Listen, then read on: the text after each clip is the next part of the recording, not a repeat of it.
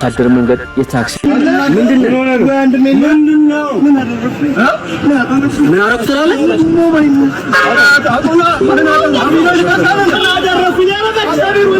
4 ኪሎ ያበቀለችው አቡሽ የቤት ስሙ ነው። ዝናጭ ነው እሱ በልጅነቱም የዘጠናዎቹ ትውልድ የፎቶ አነሳስ ሰለባ ጎበዙ ተማሪ ሕይወትን ለማሸነፍ ብዙ ውጣ ውረዶችን አይቷል።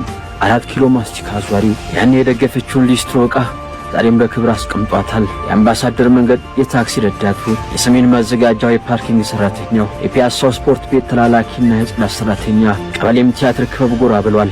እንጀራ ለመብላት ብዙ ዞሯል። በብዙ ሙያ ቀዳዎቹን ለመድፈን ጥሯል። መምህርነት ህልሙ፣ የኮቶቤው መምህር፣ የማይክሮሊንኩ አካውንታንት፣ ስለ ህልሙ በነጻ ቀጠሩኝ ብሎ ለኢቲቪ ደብዳቤ ጻፈው ህልመኛው ወጣት ጋሽ ውብሸት ወርቅ ቀለማው ጋር ተመላልሶ ስለ ማስታወቂያ ብዙ ልምድ ቀስሟል። ስለ እናቱ ቢያወራ የማይሰለቸው የዋት መልኳን ግርማ ሞገሷን ዘበናይ ነበረች እኮ ሰላምዬ እኔን ያላባት ስታሳድግ መልኳን ያጣች እናቴ ይቿት የኔ ጀግና ይዋት በ6 ወሬ ከጉልበታ ላይ አውላኝ ጉልበቷን ያጣች ብሎ ዛሬም ጥሏት መውጣት ዳገት የሆነበት በ60ኛ ልደት በዓሏ ላይ ሰርፕራይዝ ያደረጋት ካባ ደርቦ ዳግሜ ሞሸራት አበባ ያስበተነላት በርካቶች በታደሙት ዝግጅት በእንባ ያመሰገናት እጁን ነክሶ ስለሷ በእንባ የተናገረ ሶፊ የእናቱ ልጅ የባቡል ኬሩ የበጎ አድራጎት ድርጅት መጀመሪያው ጎብኚ ጋዜጠኛ ስለ በጎነቱ በወረቀት የተመሰከረለት ታዋቂ ሰዎችን ወደዚህ ደጅ የሰበሰበ ስለ መልካም ስራው ተቆሞ የተጨበጨበለት ጋቢ የሚደረብለት አምባሳደሩ የሙያችን ተምሳሌታችን ኢቲቪ ገብቶ ህልሙን የኖረ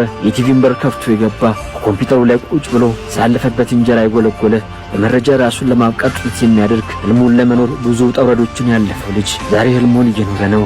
የቲቪ ስቱዲዮ መመላለሻው ነው። የእሁድ መዝናኛ ወንበር የሚጠብቁት አስተማሪ ታሪክ ባለቤቱ ጋዜጠኛ ሶፎንያስ ዋሲሁን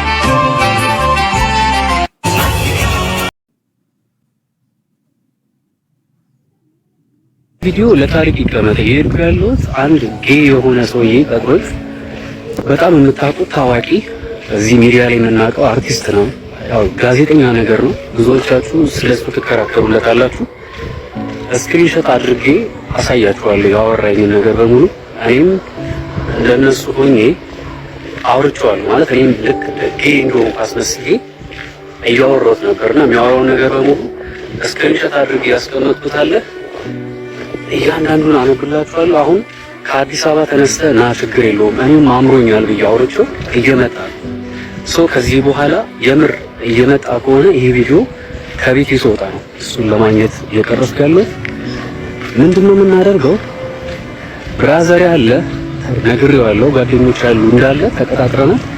ልክ ሲመጣ ጠብቀን ዶቃ አመድ ነው እናበላው ማለት ነው። አመድ በአመድ አረጋ አንከባልዬ እኛ ኢትዮጵያኖች እንደዚህ አይነት አስነዋሪ ነገር እንደማይመቸን አሳያችኋለሁ። ተከታተሉ።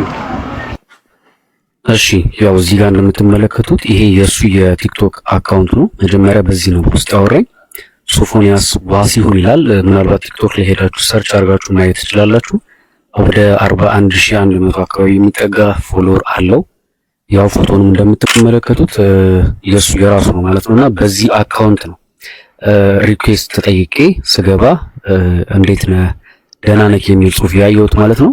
አሁን ከዚህ በመቀጠል እያንዳንዱ ያወራውን አሳያችኋለሁ ማለት ነው። እንግዲህ ተመልከቱ። እዚህ ጋር ደህና ነህ ወይ እንዴት ነህ ብሎኝ ነው ደህና ነኝ ደህና ነህ ስለው ይኸው እንደምታዩት አለው ልክ ካለኝ በኋላ ፈታ እንበል ብሎ ላከልኝ።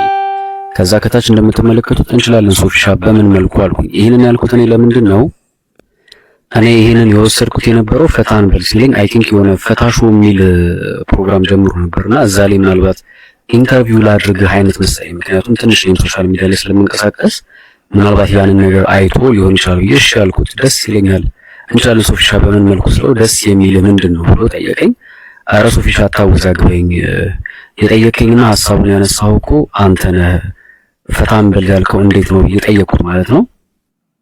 ከዛ ይኸው ይሄን ብዬ ስጠይቀው የመለሰልኝ ምላሽ ምንድነው የሆነ ያልገባኝ በቃ አይነት ነገር አስቦ ይመስለኝና ቶ በቃ ብሎ ሲልክልኝ ወዲያው የሆነ ነገር መጠራጠር ጀመርኩኝ ማለት ነው። ከዛ በኋላ ለምን አታስረዳኝም ሶፊ ምንም ችግር የለም ብዬ ነፃ ሆኖ እንዲያወራኝ ለማድረግ ሞከርኩኝ ማለት ነው።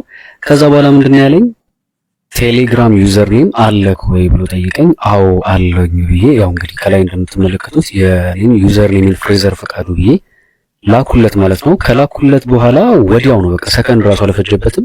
እዚህ ጋር እንደምትመለከቱት በቴሌግራም መጣ። ፍሬ አለኝ ወይ ሶፊ አልኩትኝ። ከዛ በኋላ ደህና ነህ ወይ አለኝ። አለሁልህ ሶፊዬ አንተ እንዴት ነህ አልኩትኝ። ከዛ አለሁልህ ፍሬዬ ብሎ ልብ ቅርጽ ላከልኝ ማለት ነው። እንግዲህ ምን ማለት ነው? አንድ ወንድ ልብ ቅርጽ ለአንድ ወንድ የሚልክበት ምን ምክንያት አለው? ከዛ እዚህ ጋር እኔም ወዲያው ነው በቃ ይሄ ሰውዬ ጌ ነው ከአንዳንድ በቃ የሆነ ቡሽቲ መሆን አለበት ብዬ ስላሰብኩኝ ወዲያው ስራ፣ ቤተሰብ ምናምን ሁሉ ሰላም ነው ደግሞ ስላገኘው በጣም ደስ ብሎኛል ብዬ ቴክስት አደረኩለት። ነገር ግን የጠረጠርኩት ነገር አለ። እሱ ምን ብሎ መለሰልኝ? እኔም ደስ ብሎኛል ብሎ ጻፈልኝ ማለት ነው። ከዛ ወዲያው ምንድነው ያልኩት? እሺ ሶፊዬ ያው አንተ ባታውቀኝም እኔ አውቃለሁ በምትሰራቸውና በምታቀርባቸው ነገሮች አድናቂ ነኝ ብዬ ላኩለት። ከዛ የት ሄድክብኝ ብሎ ልብ ቅርጽ አድርጎ ላከልኝ ማለት ነው። ምን ማለት ነው ልብ ቅርጽ አድርጎ መላክ ማለት? ከዛ እንደምትመለከቱት ያው እንግዲህ እሺ ሶፊዬ ያው አንተ ባታውቀኝም እኔ አውቃለሁ በምትሰራቸውና በምታውቃቸው ነገሮች አድናቂ ነኝ ብዬ ስልክለት እሺ የኔ ውድ ብሎ ከታች ላከልኝ ማለት ነው። እንግዲህ ተመልከቱ ከላይ ጀምሮ የሚያወራበት አወራሩ በጣም የቀነዘረና የማይሆን አይነት ንግግር ነው ሲያወራኝ የነበረው ማለት ነው። እኔም ያው ጉዱልኝ ብዬ በቃ የሆነ ነገር ስለተረዳው አወጣጥቼውም ቢሆን አዋርደዋለሁ ብዬ ስላሰብኩኝ እኔም እንደሱ መስዬ ለማውራት ተገደድኩኝ ማለት ነው፣ እንደ ጌ ሆኜ ማለት ነው። ከዛ ወዲያው ምንድነው ያለው? እኔም የምትሰራቸውን ሾርት ቪዲዮ አያለሁ ብሎ ለቀቀልኝ ማለት ነው። ኦኬ ከዛ ንግግራችን ቀጠለ። ደግሞ ሰውነትክ ምንድነው የሚለው እዚህ ጋር ተመልከቱ፣ ሰውነትክ ሄርሊ ነው ብሎ ላከልኝ ማለት ነው። ይሄ ውሻ እያያችሁ ነው አይደለ? ደግሞ ሰውነትህ ሄርሊ ነው ሲለኝ እኔም ወዲያው ስለተረዳሁት ምንድነው ያልኩት? ኦ ሶፊዬ በጣም ደስ ብሎኛል ስለምትከታተለኝ ካልኩት በኋላ አዎ ሶፊሻ ሄርሊ ነው አይነት ነገር ብዬ አወራሁት። ምክንያቱም ገብቶኛል ይሄ ሰውዬ በቃ ቡሽቲ እንደሆነ ገብቶኛል። ይሄ ሰውዬ ጌ እንደሆነ ተረድቻለሁ። ስለዚህ የሆነ ነገር ደግሞ የሚገርማችሁ ነገር ይሄንን ስክሪንሾቱን ሊያጠፋው ይችላል ብዬ ስላሰብኩኝ እያንዳንዷን የምናወራውን ነገር ስክሪንሾት እያደረኩኝ ወዲያው ነበር ሳስቀምጥ